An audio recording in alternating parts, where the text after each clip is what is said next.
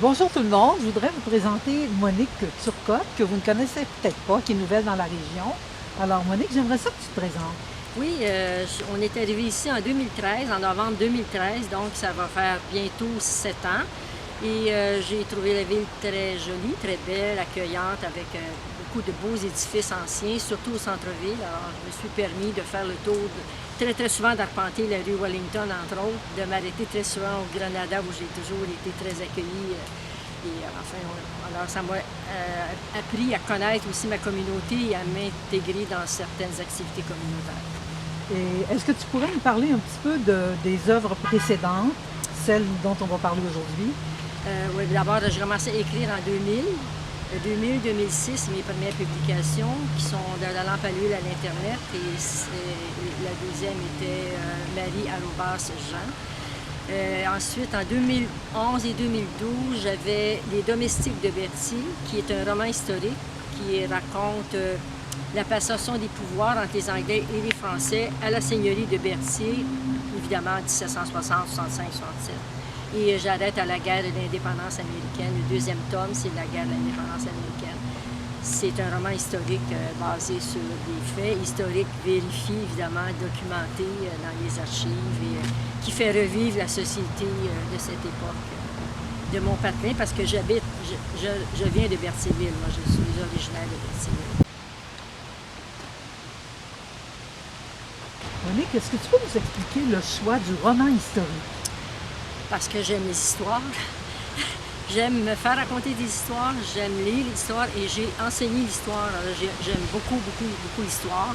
Quand on voyage, je m'arrête toujours dans les musées où j'essaie de connaître l'histoire du pays qu'on visite. Alors, parce que j'aime l'histoire. Et l'histoire est faite avec des humains. Ce sont les humains qui font l'histoire. Alors, dans l'histoire, la grande histoire de l'humanité, il y a des personnages qui sont à connaître. Alors, le roman historique que j'avais publié en 2000 dans Les Domestiques de Berthier nous fait connaître le seigneur Cuthbert, qui est un Écossais, qui est arrivé avec l'armée britannique lors de la conquête et qui a beaucoup aimé la colonie. Alors, il est resté ici, puis il a acheté la seigneurie de Berthier qui était à vendre parce qu'il n'y avait plus d'argent en colonie française. On connaît un peu cette histoire.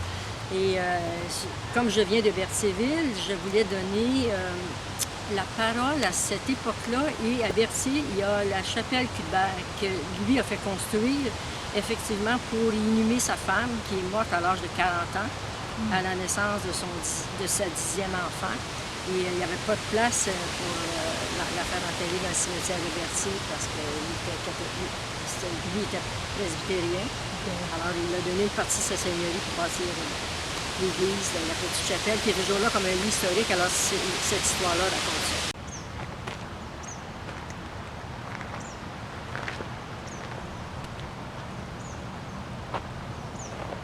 Cette fois-ci, tu n'écris pas un roman, tu ne publies pas un roman historique, mais un roman d'époque. Peux-tu nous expliquer la différence et nous parler de ce roman-là?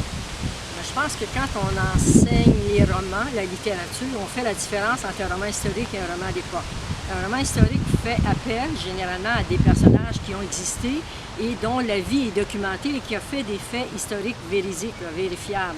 Comme dans le cas de Cuthbert, évidemment, on peut tout documenter sa vie dans les archives, etc. Alors que cette fois-ci, c'est un roman d'époque, celui qui va paraître le 21 octobre. C'est un roman d'époque parce qu'il se situe à une époque particulière, mais il n'y a pas de personnages connus ici, à Sherbrooke ou ailleurs, qui sont intégrés dans le roman. Tous les personnages sont fictifs, sont vraisemblables, c'est documenté. Les faits auxquels je fais appel dans mon roman sont vérifiés. Par exemple, qu'est-ce que sa mère écoutait, qu'est-ce que la mère de Mado, mon héroïne, écoutait quand elle allait dans sa maison. Bien, j'ai documenté la vie de cette époque-là, qui est 1945, après la Deuxième Guerre mondiale.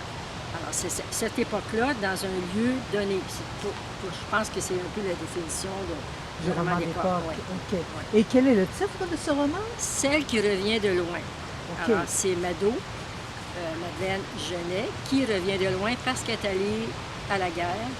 Elle est partie en 1940, elle avait 20 ans.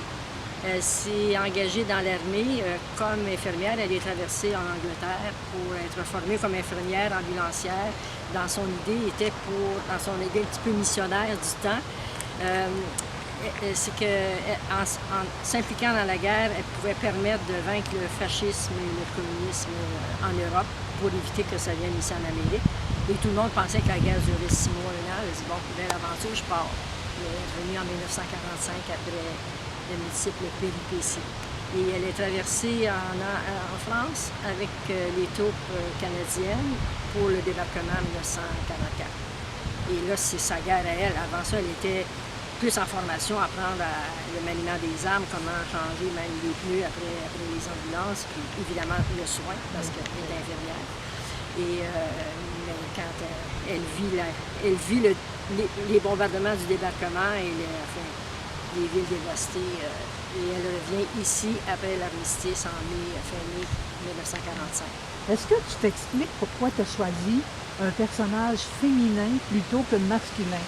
En temps de guerre, on entend beaucoup parler des hommes à la guerre, mais pas assez des femmes à la guerre. Il y en avait, et vous allez l'apprendre dans mon roman, je ne vous dis pas, parce que moi, en faisant ma recherche, j'ai appris l'existence d'un groupe de femmes qui se sont impliquées, c'était surtout des Européennes, mais américaines et européennes, même du nord d'Afrique, qui se sont impliquées dans un groupe avec lesquels Nadeau travaille. Évidemment, cette période-là est fictive, mais le nom du groupe que vous allez découvrir dans mon roman, ce sont des femmes qui se sont impliquées au service, surtout ambulanciers. C'était surtout des infirmières aussi, des auxiliaires. Bon, elles s'impliquaient aussi dans l'aide aux civils. Quand il y avait des villes bombardées, puis il y avait des gens qui étaient des civils, elles ne soignaient pas seulement que des militaires. C'est parce qu'on fait beaucoup la place aux hommes dans l'armée, mais il y a eu beaucoup de femmes. Puis ici, à Sherbrooke, il y a encore, je pense, dans le groupe, il y a plusieurs ici. Il y a les hussards, il y a la Légion, et il y a un groupe d'ambulancières aussi, qui sont... je pense qu'il y a comme 5 corps d'armée ici, là, et les ambulancières qui sont dans l'armée canadienne, mais qui sont des femmes impliquées au besoin. Par exemple, il y a une catastrophe quelque part, ces femmes-là vont aller, vont se rendre. J'en connais personnellement des infirmières de l'armée canadienne. On ne les voit plus, mais elles sont là. Ça t'a amené à faire beaucoup de recherches? Oui, effectivement, j'ai beaucoup de recherches et j'ai beaucoup d'aide. J'ai beaucoup d'aide ici des militaires qui m'ont été comme présentés. Ici à Sherbrooke? Absolument. Oui. Et on m'a référé le docteur Marc Dauphin, qui est un major de l'armée canadienne, qui est à la retraite maintenant et qui a eu la gentillesse tout à fait bénévole de me corriger de me donner certains éléments que vous allez retrouver vers la fin du roman concernant les soins à donner aux malades. Par exemple, à un moment donné, je me demande est-ce qu'il y avait possibilité que Mado soigne des gens qui n'étaient pas des Canadiens. Tu sais, quand tu es sur le front, là, parce qu'il y a une scène que j'avais mise, qu'elle soignait un Allemand, il dit, ben oui, les brancasiers, ils prenaient tous les gens qui étaient moribonds, qui étaient blessés, après ça, on les soignait, soit qu'ils s'en allaient prisonniers ou ils n'étaient jamais libérés, là, les ennemis, comme les Canadiens d'ailleurs, il y avait des Canadiens qui ont été soignés par des Allemands et qui ont été après ça emprisonnés. Alors, quand on est dans la guerre, on ne regarde pas qui on va soigner, on prend les gens, les civils, les d'histoire. Bon, alors on va souhaiter un bel accueil à ton roman qui sort en temps de pandémie, mais on espère que ça va quand même se propager, cette belle nouvelle-là. Alors, je remercie beaucoup l'Association des auteurs qui m'a permis de vous présenter mon œuvre. Et puis, merci à Pierrette, qui est une amie des lettres. Une amie des lettres et de la littérature qui nous ressemble et qui nous rassemble aussi. Pierrette est une personne assez ressource en littérature ici, en écriture. Alors, merci beaucoup. Merci à l'Association des auteurs aussi.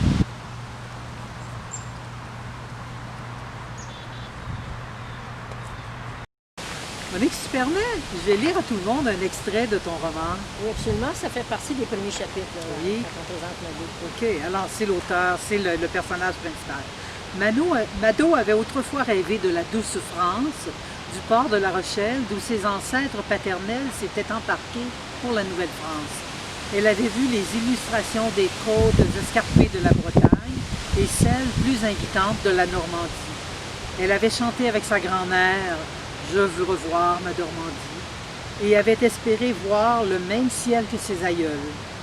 Mais, quand son destin l'eut conduite en France, accueillie par les bombes et la destruction, cette mère patrie qu'elle avait appris à aimer dans ses cours d'histoire n'était plus qu'un pays dévasté, humilié, meurtri.